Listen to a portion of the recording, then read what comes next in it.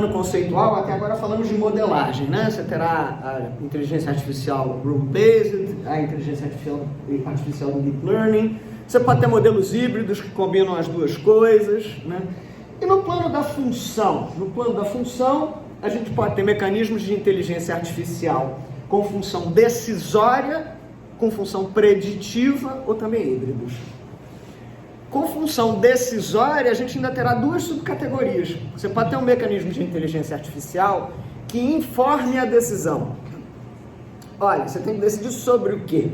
Sobre a admissão de alunos ou sobre... o comportamento tem sido este. A cada X alunos nessas condições permanece. O aluno que tem este perfil defende. O aluno... Então, o mecanismo de inteligência artificial pode te municiar de dados para que você formule as suas decisões. Ou ele pode decidir, porque ele tem uma deliberação altamente estruturada, traduzida no algoritmo, e ele é capaz de decidir. Se o aluno atende a estas e aquelas condições, ele faz jus ao benefício tal. Se esta definição for altamente estruturada, você pode montar um algoritmo e o algoritmo decidirá sozinho. Então, estes são os mecanismos de inteligência artificial com função decisória. E a gente pode ter aqueles com função preditiva, que são mecanismos que vão lidar com cenários. São esses que estão funcionando, né, agora, nesse momento. Olha, alcançou X contaminados. Qual é a providência? Em tantos dias, quantos podemos ter batendo na rede pública de saúde? Né? Quanto nós temos que reduzir de circulação da população agora que nós chegamos nesse momento? Se eu mandar fechar as universidades, qual é o prognóstico de desaceleração do ritmo de contaminação do coronavírus? Né? Então, os mecanismos de inteligência artificial de natureza preditiva, eles vão dar os vários cenários. E aí, o gestor público pode formular a sua decisão a partir desses vários cenários. Muito bem, estabelecido então aqui o nosso acordo conceitual, né? E aqui temos a hibridez, né, dos mecanismos. Estabelecido o nosso acordo conceitual, vamos pensar, por que juntar inteligência artificial e políticas públicas? Primeiro, acho que esse é um subtema da grande questão inteligência artificial e administração pública, do qual eu tratava ontem de noite. Ontem de noite, para o pesquisador à procura de um autor, foi de uma riqueza danada, porque a gente foi levantando um monte de coisas. Por exemplo, ontem falávamos sobre discricionariedade digital. E aí, portanto, a necessidade de refletir sobre uma nova teoria da discricionariedade. Distinguindo antes, né, assumindo antes alguma coisa que a gente em série doutrinária não assume com muita frequência, que existem pelo menos duas discricionariedades distintas, aquela do grande formulador da decisão e aquela do agente que está na rua, né? Os americanos chamam de street level discretion, né? Ok, se o carro estiver parado nessas condições, tem que dar a multa. Mas o agente público que está lá e vê que o carro está parado nessas condições, ele dá ou não dá a multa, dependendo da leitura de contexto que ele faça, né? Não, eu tinha que dar a multa. Por que o carro está parado aqui? Não, porque houve um acidente, alguém foi atropelado, o cara parou para prestar socorro, então não vou dar a multa. Isso é um exercício de discricionariedade street level, né? Enfim, então ontem falávamos de uma grande pauta reflexiva, né? Chegamos a pensar se teríamos que ter um regime jurídico de proteção de direitos humanos no ambiente digital, diferenciado do regime jurídico de proteção dos direitos humanos no ambiente natural, né?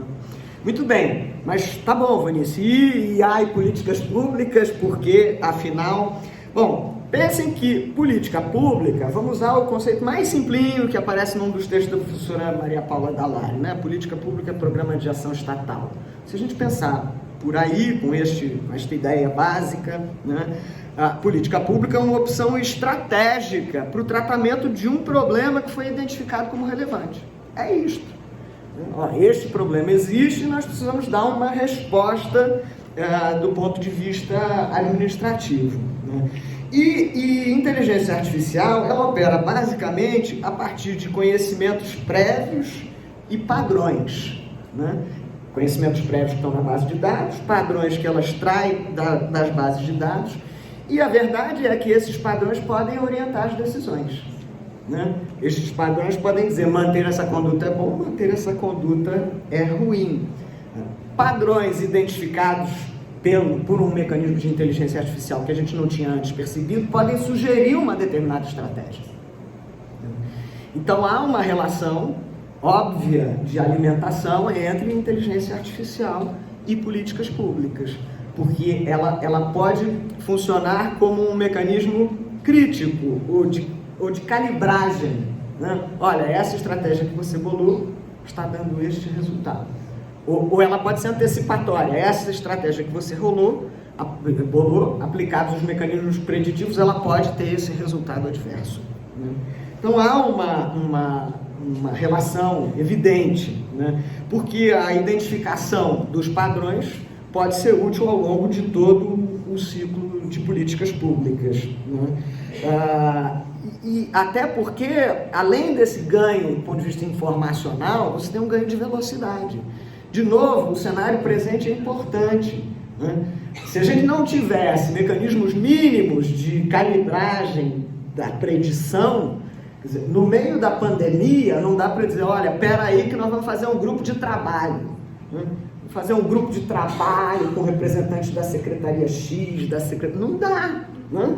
Nós temos que decidir, estamos igual a Band News, em 20 minutos tudo pode mudar, né? Estamos tendo que decidir muito rapidamente, né? E aí, mecanismos de inteligência artificial podem ajudar, porque eles têm capacidade de dar alguma resposta e alguma resposta rápida. E vejam que esses mecanismos já estão sendo utilizados em vários cenários, né?